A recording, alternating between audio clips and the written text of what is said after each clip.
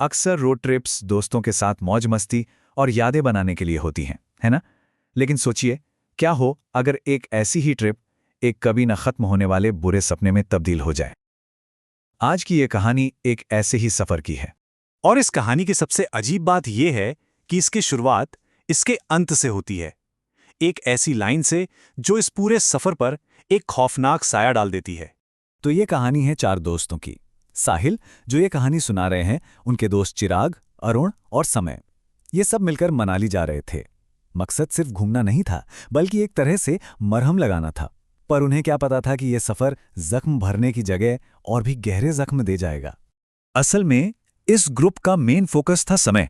वो चाहते थे कि समय अपने छोटे भाई की हाल ही में हुई दुखद मौत के सदमे से बाहर आ पाए। मतलब जो लड़का कभी ग्रुप की जान हुआ करता था, हंसी मजाक करता था, वो इस हादसे के बाद एकदम चुप हो गया था।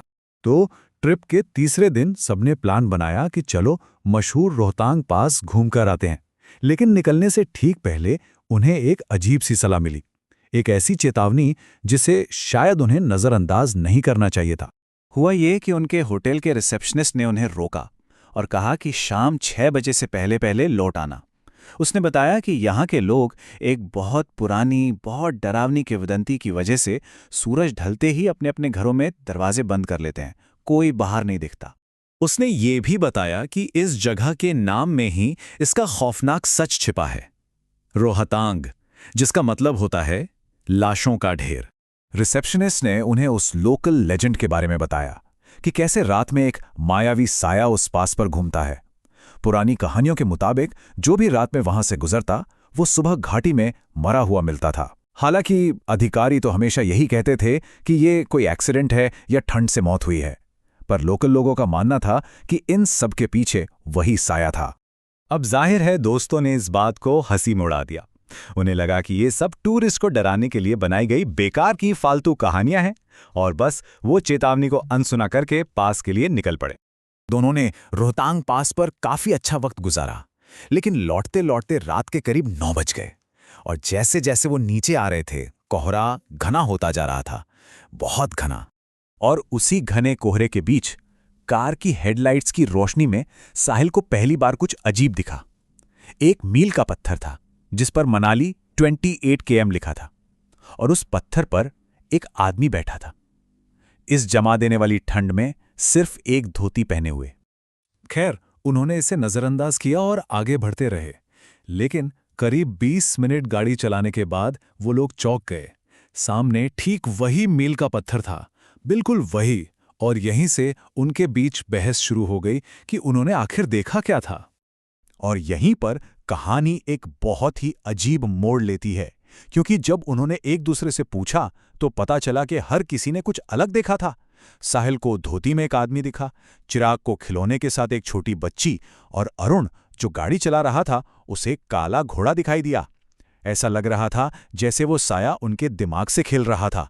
यह सिलसिला रुका नहीं। तीसरी बार फिर से वही मनाली 28 किलोमीटर का पत्थर सामने आया, लेकिन इस बार वो खाली था। अब तक वो समझ चुके थे कि वो किसी अलौकिक लूप में फंस गए हैं, और इस एहसास ने उन्हें बुरी तरह डरा दिया था। तभी एक नया खौफ सामने आया। कोहरे में से अचानक एक लड़का निकला, करीब 15 साल का होगा। वो पूरी तरह मिट्टी और चोटों से सना हुआ था, और सबसे डरावनी बात यह थी कि वो उनकी कार के साथ साथ चल रहा था, उसी स्पीड से, बिना दौड़े। कार 40 की स्पीड पर थी। जैसे तैसे किसी तरह वो उस लूप से बाहर निकले और अपने होटल तक पहुंचने में कामयाब हो गए। उन्हें लगा कि शायद बुरा सपना खत्म हो गया, लेकिन वो गलत थे। वो साया उनके पीछे पीछे आ चुका था।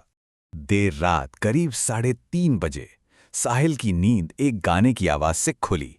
उसने उठकर देखा तो समय कमरे में शीशे के सामने खड़ा था, और अपनी ही परछाई को देखकर एक बच्चों वाली लोरी गा रहा था। जब साहिल ने उसे ध्यान से देखा तो उसके होश उड़ गए। समैर की आंखें खून की तरह लाल थीं। उसकी गर्दन पर अजीब निशान थे, जैसे कोई उसका गला घोट रहा हो, और उसके चेहरे पर एक बहुत ही अजीब, बेचैन करने वाली मुस्कान थी।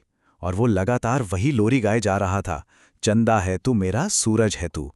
अब उन्हें समझ आया कि असली खतरा बाहर सड़क पर नहीं था, खतरा तो उनके साथ कमरे के अंदर था। जैसे ही बाकी दोस्त डर कर पीछे हटने लगे, समय उनकी तरफ मुड़ा और एक मासूम बच्चे की आवाज में, लेकिन बहुत ही डरावने तरीके से बोला, अगर मैं रात को तुम्हारी खिड़की पर दस्तक दूं तो तुम खिड़की खोल के मेरी मदद करोगे ना?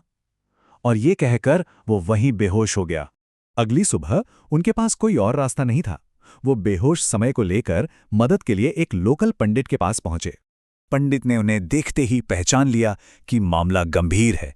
उन्होंने बताया कि एक बुरी आत्मा ने समय के मरे हुए भाई का रूप लेकर उसे अपने वश में कर लिया है।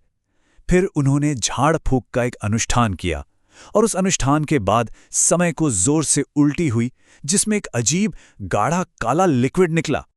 आज समय बिल्कुल ठीक है, पूरी तरह से नॉर्मल, लेकिन साहिल जो ये कहानी सुना रहे हैं वो नहीं है। उनके लिए वो खौफ कभी खत्म नहीं हुआ। और ये हमें इस कहानी के सबसे अहम सवाल पर ले आता है, क्या कोई डरावना हादसा कभी सच में खत्म होता है अगर उसकी यादें हमेशा आपके साथ रह जाए? इस कहानी का असली खौफ यही है कि वो साया तो शायद चला गया, लेकिन उसकी वो डरावनी लोरी वो आज भी साहिल के जहन में गूंजती है।